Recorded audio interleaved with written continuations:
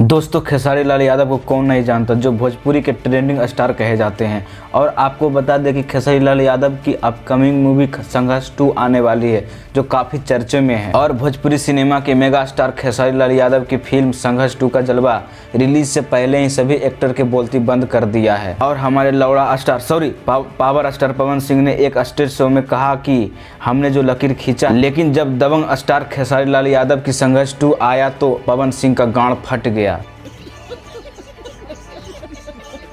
Trending star Khesari Lal Yadav के संघर्ष 2 के खास बात यह है कि लोगों को इस मूवी का बेसब्री से इंतजार है और इस मूवी का टीजर रिलीज हो गया है, जो काफ़ी रिस्पांस मिला है इसको। इस मूवी की जानकारी की बात करें तो इसमें आपको धुआंधार एक्शन, एक्टर की बॉडी ट्रांसफॉर्मेशन, साउथ स्टाइल में शादी, विदेशों में कुछ सीन ऐसा दिखाया गया है जिससे आप देखकर दंग हो जाएंगे। आप संघर्ष 2 के टीजर में देखे होंगे कि इसमें शूटिंग बड़े पैमाने पर की गई है। इसमें ड्रोन कैमरा और हेलीकॉप्टर शूट का भी इस्तेमाल किया गया है।